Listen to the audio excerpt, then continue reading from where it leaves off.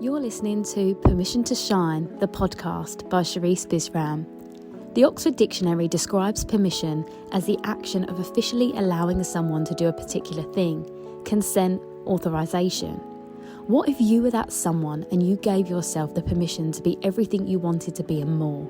No more playing small and accepting less than.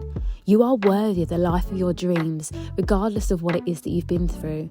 And honestly, it's exactly what you've been through that has shaped you into the version of yourself that you are now. Like a diamond, you've endured so much, but instead of breaking, you have become stronger and brighter. And if that's not a reason to shine, then I don't know what is. And if nature can do it, then why the hell can't you? You are brave, you are strong, you are powerful, and you are enough. Hear my call and give yourself the permission to shine, because you don't realise how many people are inspired by your light. Like, share, follow, subscribe, and listen out for more. Stay tuned.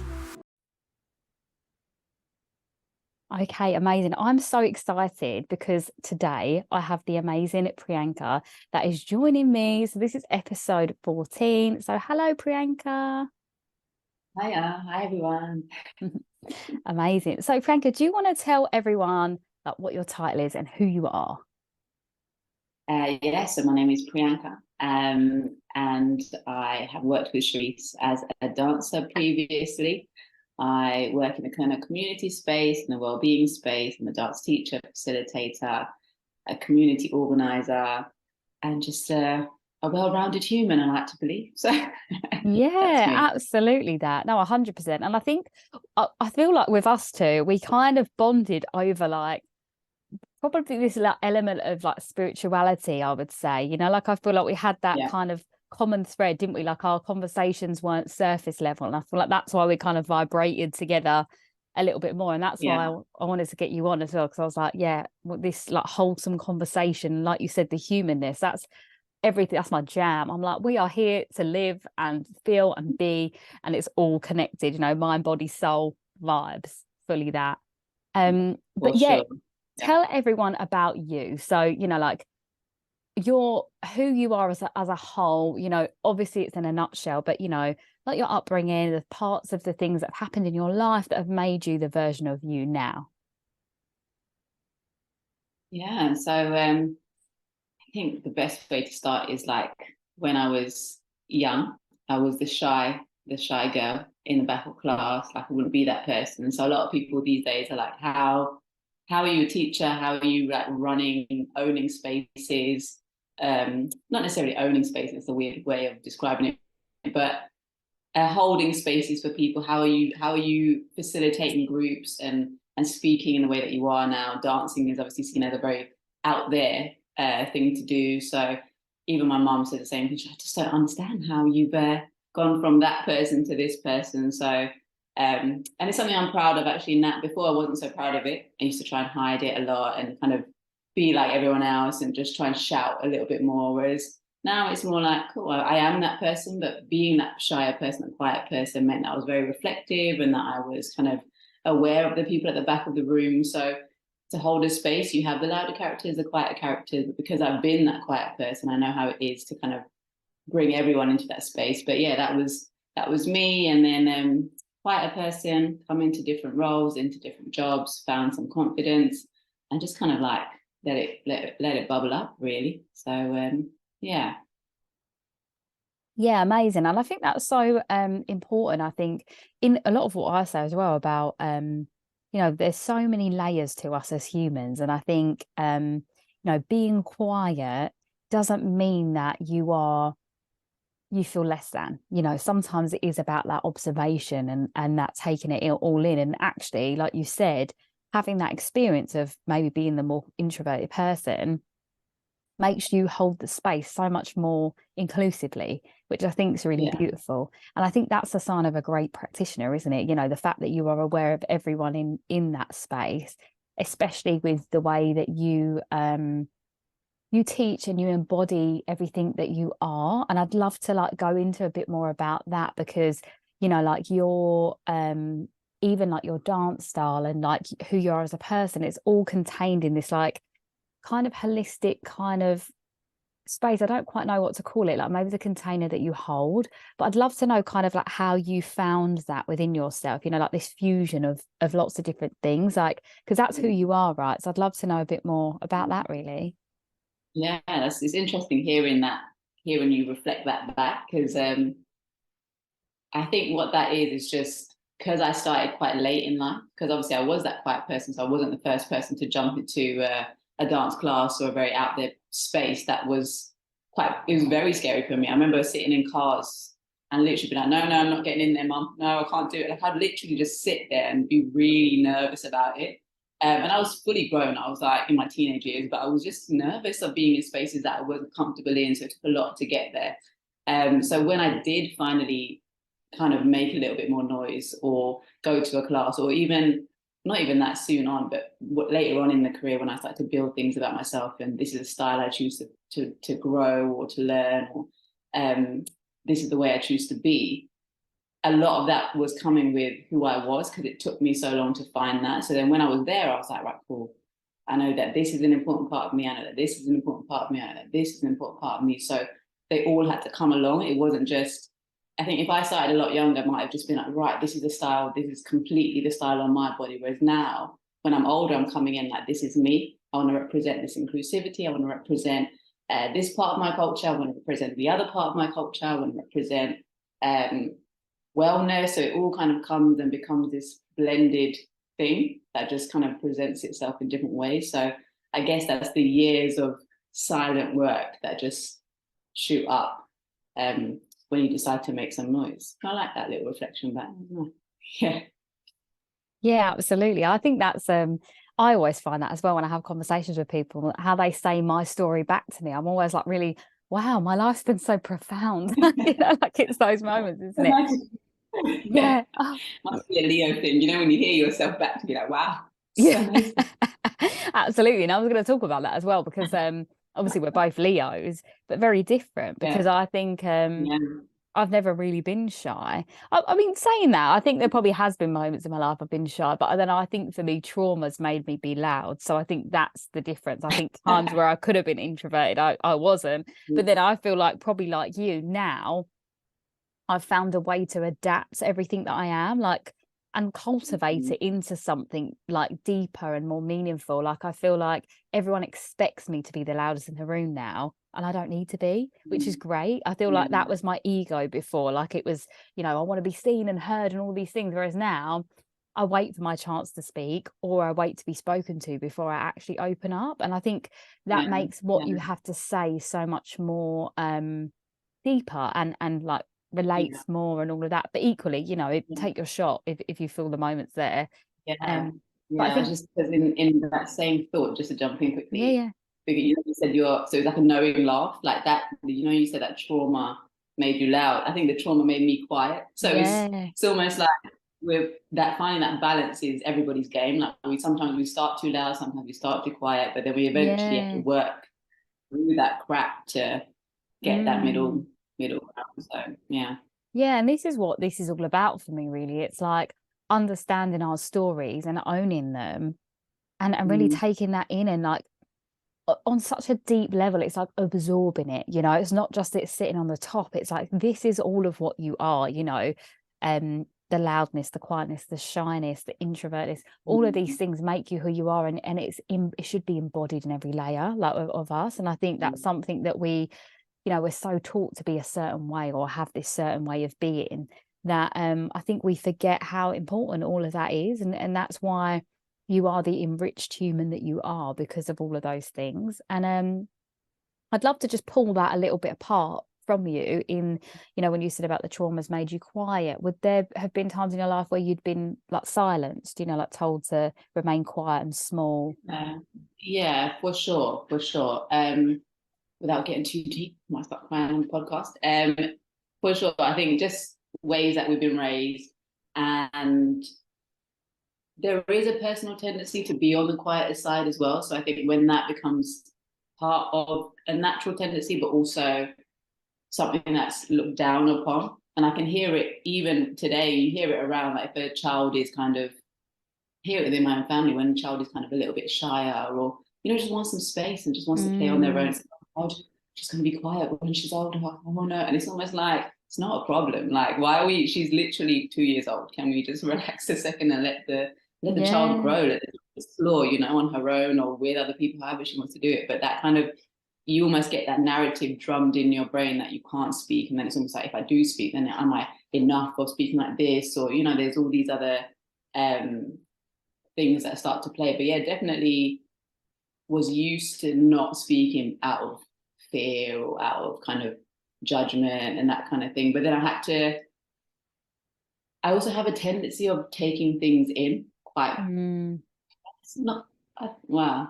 Previously, yeah, maybe personally, or taking it very, I would really analyze a lot of things like, oh, but if it was said like that, does that mean because I'm doing this? Or because I'll take it in and reflect it on myself. So kind of would take responsibility for a lot of things, which again is not healthy, because then you don't, yeah, it's harder to, I guess, defend yourself, because you always think you've done something wrong.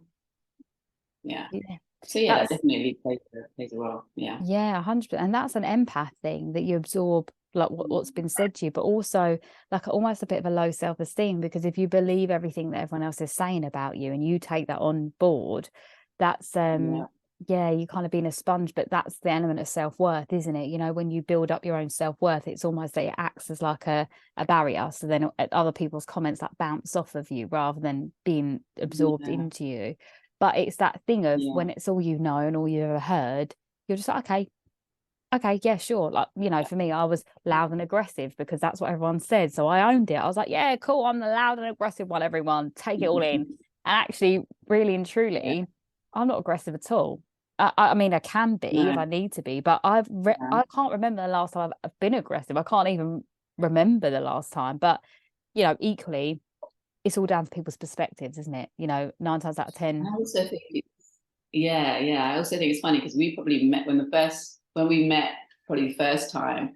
I think maybe you were still in that little bit in that phase. Absolutely. In that phase. Okay. So you were still in that. It's funny because you were in that phase and I was in, not necessarily, not that I wasn't I was in my own phase, but still my quieter self. Yeah. And I still am that person. But it's funny how we still got it. We still were gravitating to each other in an interesting way. Like, we're very different personalities, but you would almost think, oh, how does that work, right? Yeah. But there's almost like a knowingness of like there's always, with certain people, there's a knowingness of, I see why you're confident, or I see why you're a little bit quiet, but I see that your intention is to defend. And I always feel like defenders are quite, you feel safe around other defenders, right? You feel like that person, she might have missed the mark and said nothing, or she might have missed the mark and said too much, but she's at least representing a truth that we feel that we can be like, oh, that person's safe to be around, or something like that, which is nice. And then obviously, like you said, the spiritual thing and all the other stuff. But it's funny, isn't it? Sometimes you don't get that with, there's certain people that I'm just like, no, stay over there with you. I was like, okay, there's something there that's all right. There's a vibe that's you know what it is? You know what I feel like, and that was really beautiful how you said it, is integrity.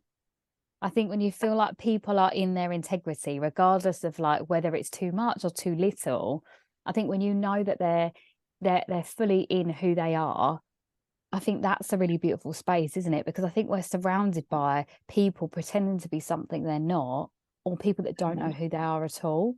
So I think it is maybe that element of people just standing in who they are, you know. And I think a lot of it is a journey, you know. We get to that point, and I think when I did meet you, fully in my toxic masculine, like fully, you know, unhealed and all of those things, but I feel like at my core, I've always known who I am, you know. And I think that's probably something that people have always related to me with, because even in that phase of my toxic masculinity, I had friends that I'd had for my lifetime. It's actually only been since I've done the healing work that I started to lose friends, but it's because they were attached to the old version of me.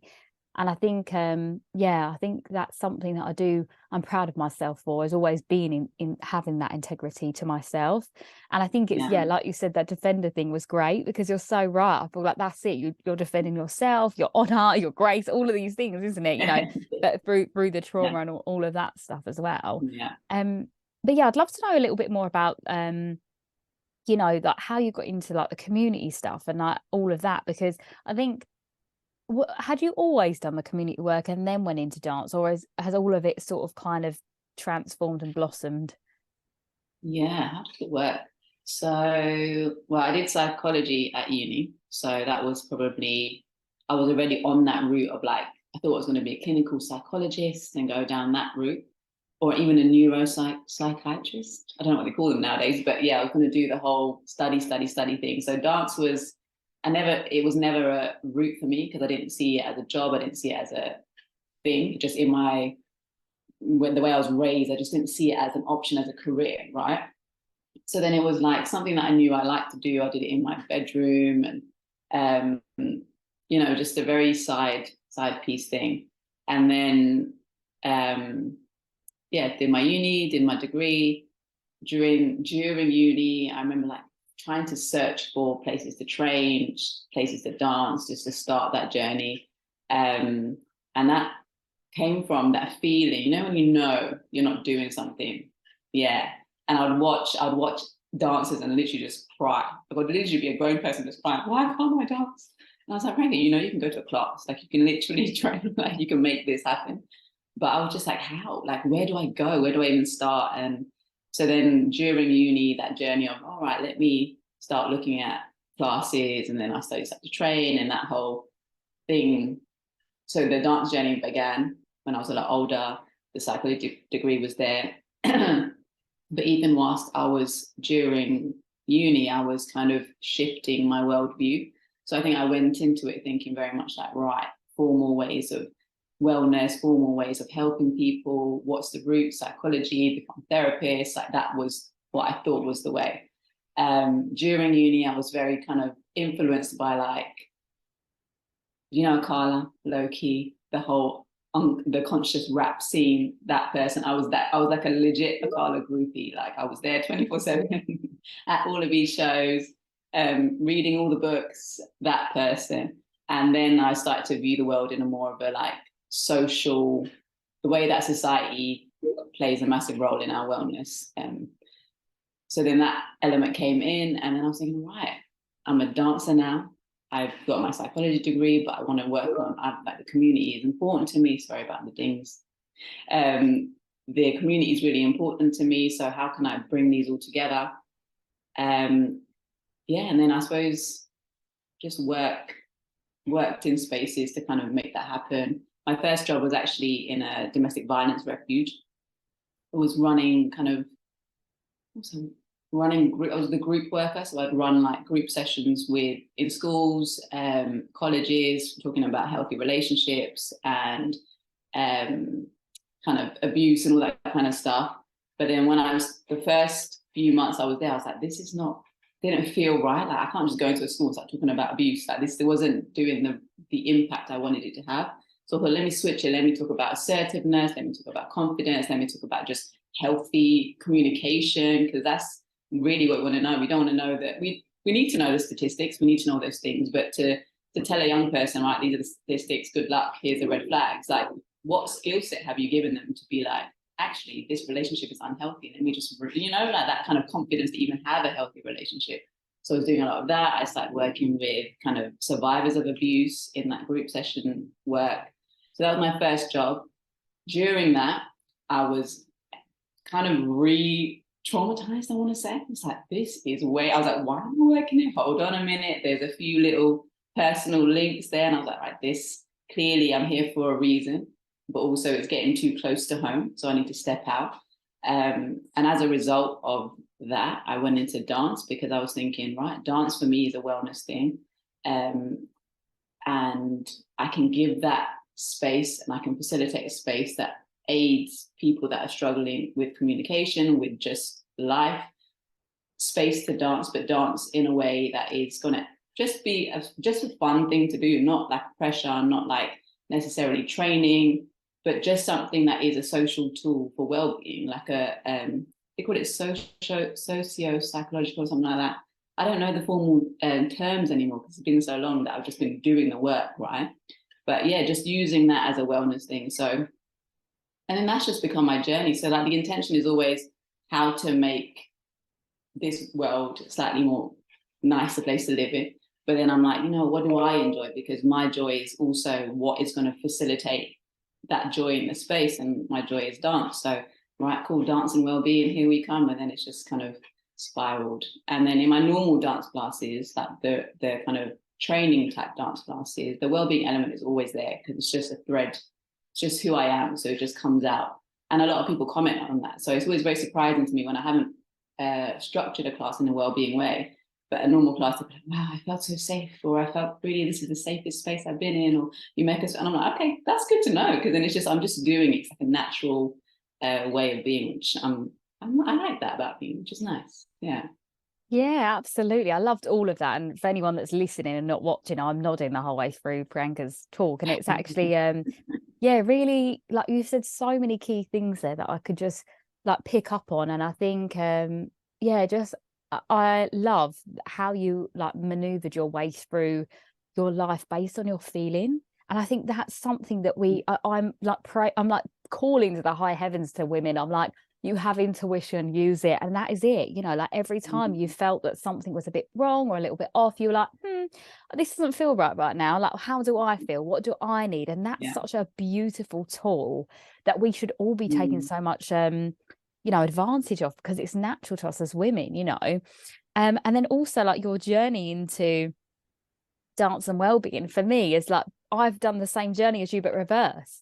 So, you know, like it's quite funny, isn't it? That, you know, like, you know, you started off in psychology and the wellness element was obviously fed into that. And then you found dance and it took you there. Whereas I started off in dance, did my healing journey, and then ended up like forging the same type of thing, but in a different way, you know, even down to you saying about how you facilitate the space. That was something that when I got to lockdown and I didn't know what I was going to do with my life, that was something that I remember people saying to me, is that like, you always give me so much more than dance. I always come out of your class feeling so like I can unstoppable, like I can change the world, you know. And I feel like that's it, isn't it? That's your proof of you're doing the right thing. And I think the fact that we've both found this element and this way of doing it in our own ways is just incredible. You know, like I feel like some people get caught up when people are doing the same thing as them. But for me, it just means that this message of, like you said, making the world a better place with being who you are just reaches further and wider. And I think that's really like our goal in what we're doing, isn't it? Really, it's that, you know, we want to help change the world in the most healthiest way. And it's funny when you mentioned the Carlo, because I'm that person as well. Like I was like, I found him quite late as well. But you know, everything he was saying was just like, yes. And that's really, for me, I think the start of lockdown, I've always kind of been quite conscious in a way, like a loose way. But when 2019, end of 2019, 2020, that was when I went all in and I was like, cool, like this is the world. And I'd had an element of that. And maybe that's probably how we bonded as well, was maybe that we looked at the world in a different way. And I think you can tell those folk, you can tell that those folk be your folk, you know. 100%. You can definitely tell us. I don't know how, but you can tell those folks for sure. Yeah. For sure. And that's so powerful and just like beautiful. And it is lovely because I think, you know, knowing more of your story as well now, like the way you dance is so elegant and almost gentle, actually, I would say. And you find a way to make it yours. Like I know, because obviously I have some of the people that you teach on my socials, because we've done like other things before.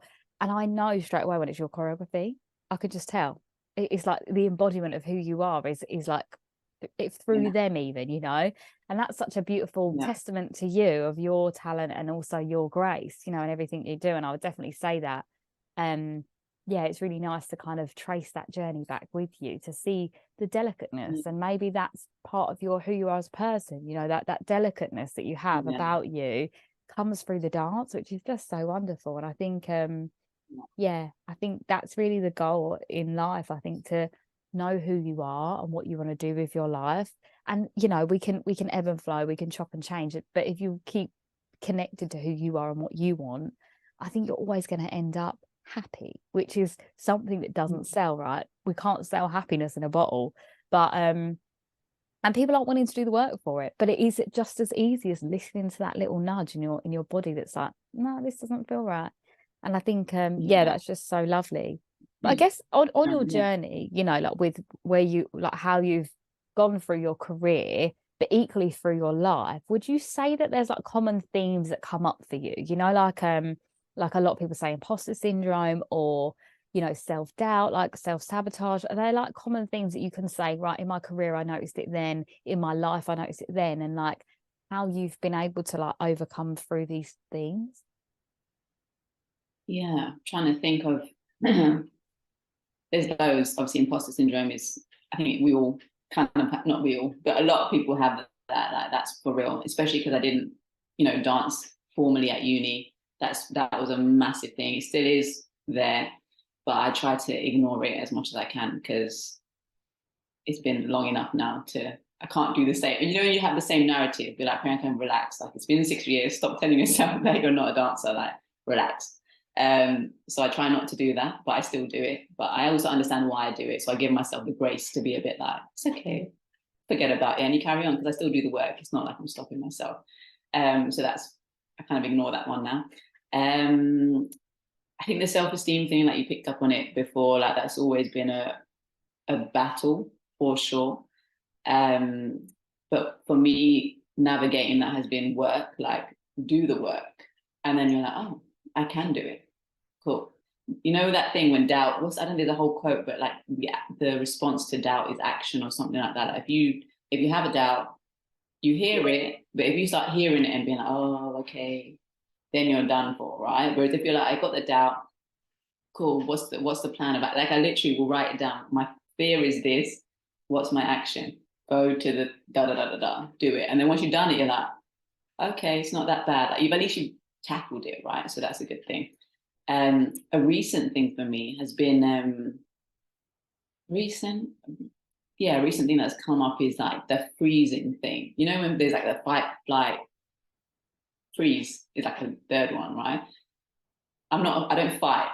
I go quiet. I'm just like, oh God, like I would freeze up a little bit. And that makes me quite like something I'm working on still, so I don't have a solution for it, but it's definitely something that I'm like, it's not nice. It's not a nice feeling to feel like you can't. Then we talk about defenders, right? So it's funny that I was like, I saw myself as a defender. I see you as a defender. Maybe that's why I like defenders, because they're like, right, if I'm frozen, I need someone to be fighting my corner, you know? So there's that thing, that freezing that happens in me that can be a bit like, come on, Priyanka, say no, or say, this is how I feel. So it takes me a lot of emotional like work. Like I've done it recently where like there's been phone calls or there's been issues or there's been stuff happening in life where I'm like, right, well, no, I have to make sure I say my piece here, but it will do a lot of, I'll have to prep for an hour before, and then I have to reflect for an hour after, just to make sure that I'm doing okay in that space. But yeah, that recently. Yeah. Is that relevant to what you asked? I'm not sure. Yeah, that was absolutely spot on. No, thank you for sharing all of that. And I think it's always nice as well that I like you have a really good way about explaining the feeling and how it made you feel and how you processed it. And I think that's something that when you have like deep trauma, a lot of people that haven't done the work, they don't do that part. So they tell you about what it was and then they skip the section, whereas you've been able to give us a really nice clear pathway there, which is lovely, because you identify what the problem is and then you tackle it like you said. And it is definitely that thing. It's like with like the journaling, it's like letting it out of your mind, isn't it? It's like, how can you look at it in front of you, this problem, this fear, and work through it without it debilitating you? Because that really is it, isn't it? Step back, Absolutely. right? Like exactly, because we're in it and we're like, oh, I can't see it. Yeah. Take a step back, work it out, you'll be okay. Like you'll actually be okay. Yeah, and that's a practice that I do all the time as well for myself, you know, like being in these vulnerable spaces now of like creating something from scratch and everything being new and just diving in.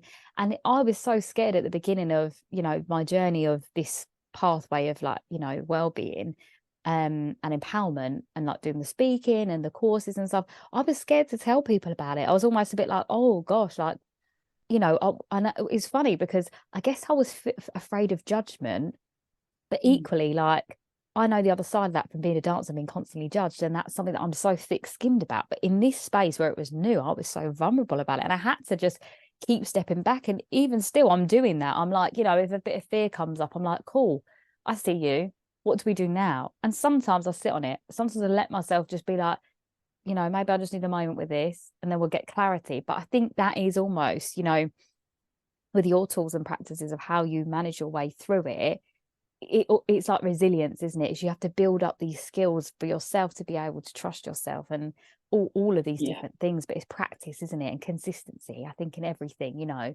it might feel heavy this time round, like when you're just going to do it for the very first time, of zooming out, seeing it in a bigger perspective and writing it down. It might still feel quite overwhelming, but you know, in a year's time, like you said with the imposter syndrome, it's something that you just know is there. It's a quiet whisper. It's not debilitating. It's just, you see it, you're like, okay, boo, nice to see you, peace out, you know.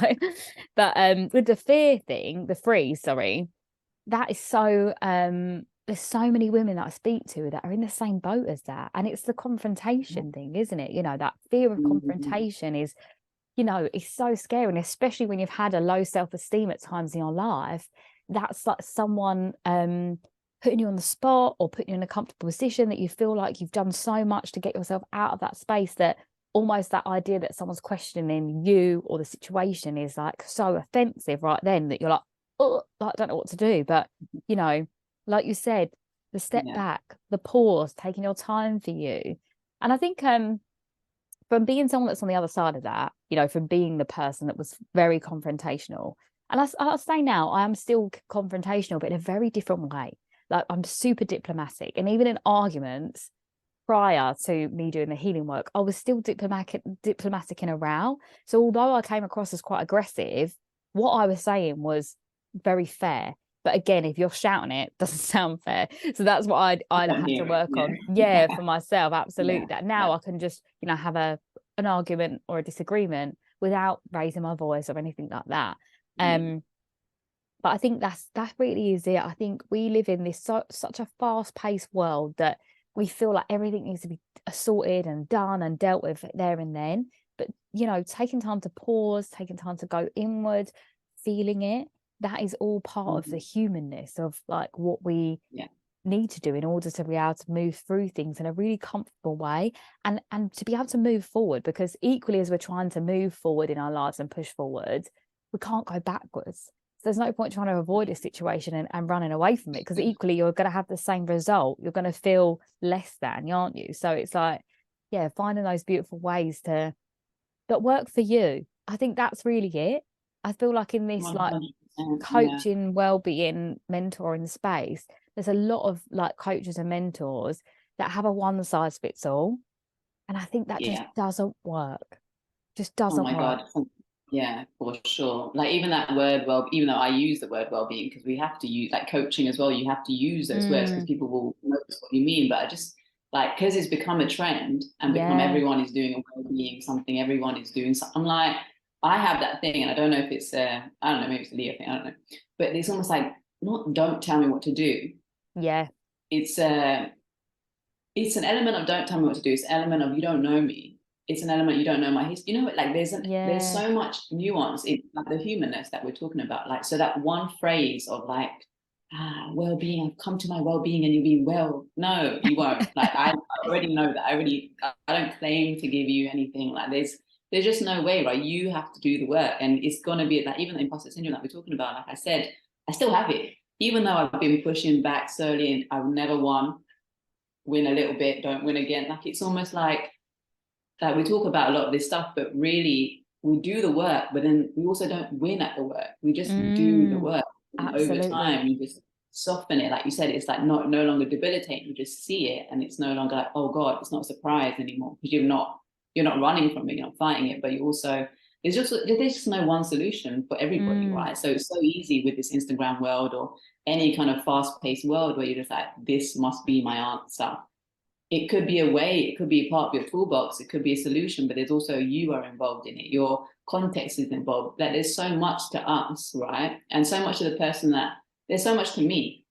There's so much to you. So even when I'm working with somebody or working with a group, like I'm still bringing my crap. Like I'm not some guru, you know? So there's almost like, there's so much dynamism that's going on that sometimes you just can't write it down. You can't give a solution. But it's just nice to have people to do the work with and to have that support, like those kind of like, you know, when people say speak life into people, like when you have people around you that are just speaking life, like, I needed to hear that. I needed to hear that reflected back. I needed someone else to lift me a little bit, because we all need that. We definitely need it. No, 100%. I completely agree with everything you said. And I think for me, it's the label, you know, like we have to, like you said, we have to be categorized for people to identify us, but that's not all we are. And I feel like that's, you know, it's like I've been speaking about quite a lot, is that label, because I actually hate the term coach. I don't like it. I prefer mentor, because I feel like it's someone that's holding your hand through something. And like you just said, you know, like I feel like a coach will get you from A to B, whereas a mentor will take you through a process. And I think that's really how I see my work, is that I'm literally just giving you tools and I'm helping you work through them. If they work for you, they stay. If they don't, we try something else. And I think that's really how I like to facilitate. And like you said, you know, that speaking life into you, I love that saying, because that really is, you know, when I did my healing journey, I did it all on my own, and it was so hard. Like no one understood what I was going through. My whole personality changed. It was so difficult. So I think, like you're saying, you know, having someone or people to be in a group setting with and just bounce off of, and that energy, you know, that we are part of herds, you know, and tribes. That's where we originate from, and we so lost that in this world. So I think that, again, part of the humanness is being around others, you know, and lockdown pulled that away from us as well, didn't it? So yeah, I think, you know, all the work that you do to create these spaces, you know, whether it's dance led or well-being led, or however you're facilitating it, just you in that space is always lovely and great, because that's who you are, and you go in fully. And I feel like yeah, I would say I'm exactly the same, you know, just show up as human. There's no, like, exactly me is the same in every scenario, whether you see me on a night out, whether you see me in class, whether you see me delivering a talk to like hundreds of people, I'm exactly this every single time. And I think, again, that's what we come back to, how we first met, is that integrity to who we are. And I think that's, yeah, maybe a golden thread of the episode, is that, you know, being integral. Integrity. Yeah. Absolutely. It's quite funny, actually. One of the girls I taught today, her badge said integrity. So I wonder if that planted the seed for me. Never know. Maybe. Yeah. What was the? I had a therapy session this morning. I'm not ashamed to say. Yeah, and the word that she used, it's not integrity. So I'm just trying to think if there's a thread. I'm trying to make a thread because I love it when there's things that are threaded. It might not be. What was it? I called myself standoffish and stubborn, which is very opposite to what we describe in my welcoming nature. And also, I can be a bit like, stay over there. Like, this is I'm very boundaried. If I'm not safe with you, boom, clean cut, and I have no stress about keeping that boundary there. I'm very happy to maintain that. But my face also is one that, you know, is there a post that's like, my face needs to use its inside voice or something like that? You know, when your face is just like not, it needs to. I love that. Play. Yeah, I need to learn that. But yeah, what was so my therapist was talking about how stubbornness is not a bad thing, and she called it tenacity. So I don't know, tenacity is not in the same as integrity, but that tenacious. Yeah, and I think you have a similar vibe where it's great. It's like, this is where I'm at. This is what I'm gonna. Absolutely. You know. Yeah, 100% that. Yeah, it's that knowing, being true to who you are. It's all of that tied in. So it does connect. I would say it definitely does connect. There's something else that you said there that I wanted to touch on. I don't know, it's gone now. Boundaries? Yeah, boundaries. And all that was it, the introvert. So, you know, like being introverted, naturally it's quite easy to cut people off because you can pull back so much. So it's almost like stubbornness would be like a shadow element of being introverted, but equally it's not, because it's like part of who you are, the makeup of who you are. So you know that when we talk about multifacetedness of this particular introvert type, a lot of extroverts find it really hard to cut people off because they're so in it. So actually it's a superpower and a strength. Interesting. I never thought about it like that. Yeah, because my safe space is go like on my own, right? Whereas if I feel bomb, just dropped a bomb, that is, and I think that's why it can go too far sometimes, because I'm like, right, this is not healthy boundary. It becomes boundary, never talk to me again, I'm running. I'm safe here, away from you, rather than boundary. It takes a lot of work for me to be boundaried and healthy. That's why it can come off standoffish rather than boundary. I like that. Yeah, and then with that, do you find that you probably in the past had an avoidant attachment style?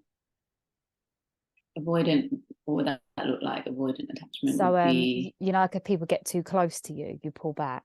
or like in romantic relationships and settings, if it got too much for you, you'd like pull away? I would often tell people to run. Yes, that was my thing. Go and run, then. Go on, then. Like that, and I suppose that was me avoiding, you know. So yes, I guess. Yeah, because the other one is anxious. So anxious would be like, "Don't leave me, stay with me." Do you know what I mean? So like avoidant in that sense, it'd be like, "Go on, then, off you go." Like you're pushing them away. So it's that pullback. Yeah, I can probably swing between the two as well, but quite absolutely. Yeah, and that's human, right? That's part of the humanness. But I just felt like it was relative to that conversation of detachment, you know, like it kind of made sense. But no, I love all of that. So on the theme of, obviously the podcast is called Permission to Shine, what would you say was, like, looking back on your life, what was really that moment that you can look and say, yeah, that's when I really did give myself permission to be me fully? I think it's stages. There's been stages for sure. I don't think I'm fully there yet, which is exciting. First stage would have been when I decided to do the dance and wellbeing stuff and actually run my own sessions with different groups. And I think the first session was with a Parkinson's group, where I did a little dance session with them. And that was like me kind of doing my own promotion and reaching out to community spaces and going to deliver. And that was the first time, like, out loud saying, this is what I want to do, this is how I want to do it, and taking that step in. Did that, COVID hit, maintained things online, did the best I could. Second stage would probably be these recent classes, the unboxed, quote unquote, unboxed, unnamed classes, where it's been like, this is how I dance, this is how I want to dance. Doesn't necessarily make a lot of sense in the style, doesn't have a name, hence why unnamed, because I don't know what is going on there. But I also know I want a space to breathe. Yeah, I didn't want that restriction of it has to be a particular style, it has to be a particular song, has to be I was like, this is me as a teacher, this is how I dance. People seem to like it, I like it, this is what I'm going to do now, and I'm going to build it and I'm going to let it grow. It probably will grow slowly, but the right people will find me and it will flourish. So that was a new level of, even calling something unboxed and unnamed was like, am I crazy? Like, who the hell is going to know what the hell that is? Because they're not going to know, right? They have to really trust me and take that step with me, like really trust me as a teacher rather than knowing everything that's going to happen. So that was quite brave, I felt, in just saying like, cool, this is me, take it or leave it kind of thing. So yeah, slowly giving myself more permission each time to just keep shining. Yeah. Absolutely. And I think that's really beautiful thing to acknowledge as well, that the fact that it is about like constantly taking just the steps forward. You know, if you jump, sometimes you might fall, you know, and that's been my journey. I just bloody jump anywhere and just see what happens. But actually most of the time I'm hanging off a cliff and I'm like crawling my way back up again. But I think doing it steady and like consistently, I think that's definitely it. I think that's been like a really beautiful theme, I think, to your like life and your journey, is that consistency to yourself, which is really nice to like see and witness, because I think you know, there's no wrong in life. I think we're all just ebbing and flowing and moving and grooving and wherever life takes us. But I think as we said, if that golden thread's always been integral to you, then you're always going to end up where you're supposed to be always. And I'm really like, I love watching all your stuff anyway. And like I said, I really connected. I think I did your class in lockdown and I was like, this is a vibe. I'm here for it. It's so different for me because obviously I'm so super full out and like, and I felt like to be controlled, like have that level of control and softness and delicacy, adding in like a little bit of sauce. I was like, oh, this is a vibe, you know, like just that a little cute hit, not like a full bump and a grind. It was like a little, I was here for it. No, I love it, all of it. So yeah, I guess really and truly, like I guess what would be your kind of top tips for like what you would recommend for, you know, anyone that's maybe shy, maybe someone that feels like they want to take the next step, they don't really know how to. Maybe if you have like maybe 3 max top tips of what you would say. I don't know why, but meditation is coming into my mind. I don't meditate anymore. I should be, and it's something that's always like, oh, get up, do it. But this whole thing about like the integrity thread that's kind of guided us throughout this conversation, and like like being aligned with something, that has helped me like not listen to the noise, which can be the shyness, because the shyness might be coming from a fear, or it might be coming from a trauma, or it might be coming from wherever it's coming from. But if you're in whatever way, you don't have to like sit down, meditate, however you find your alignment, like finding that alignment and really like kind of being kind of tenacious with that alignment. It's funny because normally tenacity is like, oh, I made this billionaire business, and I really like loud. Actually, my tenacity is in that I'm going to try my best to stay aligned. And when I'm not hearing the alignment, then that's, I need to go back, and that has to be my big thing, right? So that when you are going through those steps and you're making a decision or you're not sure, at least you can always fall back on, oh, help me a little bit here, I'm not sure, something, I need a little bit of guidance, like you call on something, because it's hard. It's not, I don't think we're meant to do this all on our own. Like you said, like the whole healing journey, you went on your own, like, and even I think similar with me. But it's funny, I feel like a lot of people feel like they're doing healing journey on their own because you kind of have to, but then we also create spaces where you need to hit us hard. But yeah, like that, just that thing about finding a little support thing for yourself within yourself, which is great. Also using the tools around you, because social connection is really important, all of that kind of stuff. But also being able to, in whatever way you can find that alignment, connection to something that grounds you, it can help you answer questions on your way. So that'd be a top tip. Around being shy, I suppose it's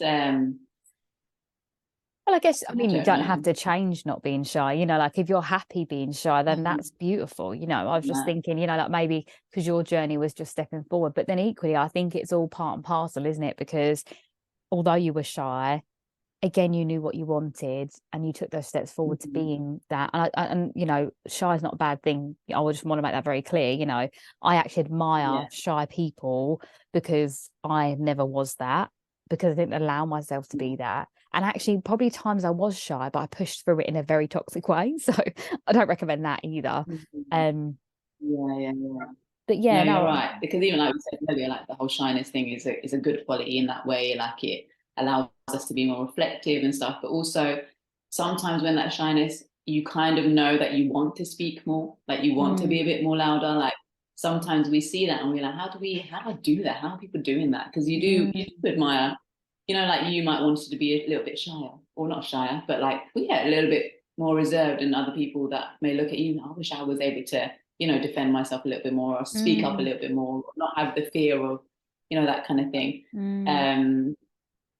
Yeah, I don't really have tips around it, but the thing that's coming to my brain is like being around other people like that, like yourself. I have friends that are more like, boom, and it's almost seeing them, oh, okay, and they kind of lift you. So like being around people that are slightly different to you, which is really quite rare. Normally you're like the loud group is together or the quiet group is together, but for whatever reason, the friend circle that I kind of grew up with was a big balance of personality. So there was always someone to lift up the shy person, or someone to reflect with the louder person, or something like that. So it kind of helped each other, because then you get to learn behavior. My sister is also very loud and kind of out there, whereas I'm the complete opposite. And just even watching her, how she navigates a room. Oh, that's a good idea. Let me ask this question. You kind of learn a behavior that you're not yet used to, right? So you're like, you practice something that you're not yet used to, which absolutely. It's like that tribe thing again. You know, we all have different roles in the tribe, and I think that's really beautiful that you had that growing up as well. I think I didn't really have that as much through like school. It was probably like the more I got older, and then now I've got so many different friendship groups with people that are so different to me, and I love it. I love the fact that everyone's different and different cultures and religions, and that I think that I guess the more you connect with who you are truly and deeply, the right people gravitate towards you, don't they? Like you said, like we found like that common thread of our integrity, because we're going to bring that word back in. But I love all of what you said there, really. And I think that is the power of the collective, is such a wonderful thing that I didn't utilize until probably the last few years. And I think now I really see the worth in it.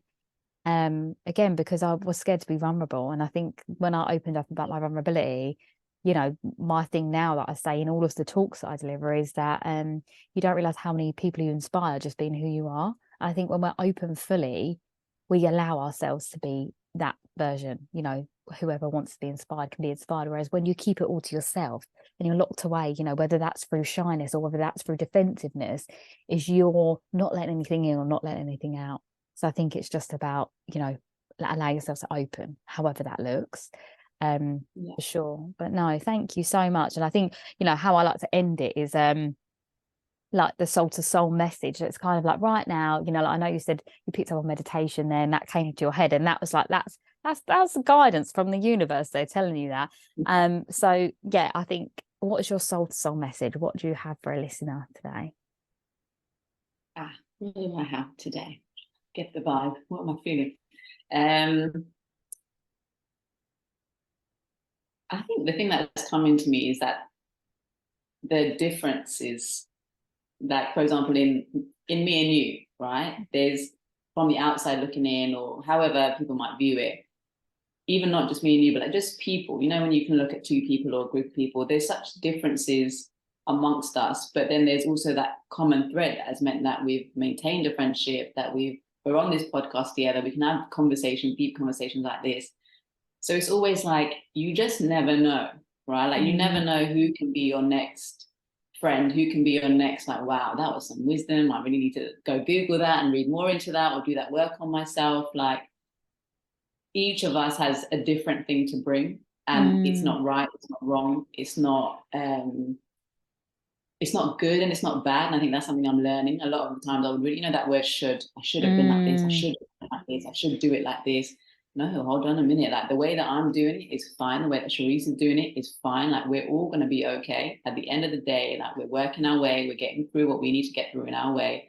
And I'm trying my best to do that with everyone that I meet, even if I'm like, oh, bloody, this is really annoying me, like, this is really grating me, whoever it is, I'm trying to just be like, I don't know what's going on for them internally. I don't know what context they're moving from. I don't know their previous interaction that was similar to this interaction now. And they also don't know mine. So just give everyone graces. There's so much variety here. So whatever you're doing, you're good. Keep it moving. And just, yeah, you're good, man. I think we just sometimes all just need that reassurance. Like, we're all like, oh God, have we got this? Have we got that? Everyone's okay. You're going to be okay.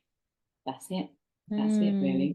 No, thank you so much. And it really is that. I think that in life, the end destination that we're supposed to get to, we'll always get there. So no matter the path that we take in our life, where it's ups and downs or you get redirected, you'll always end up where you're supposed to be. And I guess that kind of is what you're saying, really, in a nutshell, is like, you know, if we just be in the moment more, enjoy it and take it all in, we'll always get there. And I think it's accepting all of you, isn't it? All of that stuff. But yeah, thank you so much for being here, Priyanka. I feel like your the conversation was really rich, and I really enjoyed it. If people want to find you, where can they find you? I've got my website, so that's I don't even know it. Do I know it? www.PriyankaChauhan, that's CHAUHAN.co.uk. I'm on Instagram, PriyankaChauhan.x, but I don't really use it, and I'm trying to not be too engaging on it, but I'm still there, because, you know, this is the world of today. So I'm on Instagram and my website. You can always drop me an email, stay in touch, get to know what's going on. Love to connect.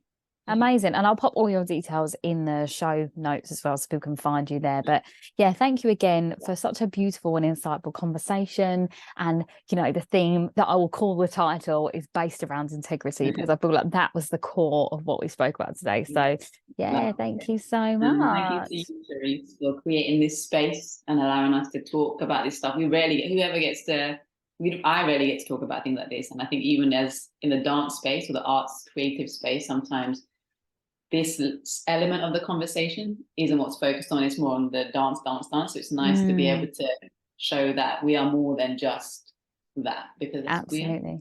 No, thank you. Yeah, that was the whole reason for it, the humanness. Yeah. See you later. Sherisse Bisram, Inner Power Activation Leader for Women. If you are ready to up-level, to elevate, to ignite your inner flame, to burn everything you once were, to trailblaze into your future, into all of your manifestations and more, then head to my website to book a free 30-minute alignment call. I have one-to-one containers available for 90 days and 180 days. I also have an online program for 6 weeks. It's a group program for women called Permission to Shine. That's also available as a self-study as well. I have a journal available on Etsy as well as worksheets. There's multiple ways to work with me, and I'm here to help you. You deserve to shine, to be the most amazing, most confident, fearless version of yourself. What are you waiting for?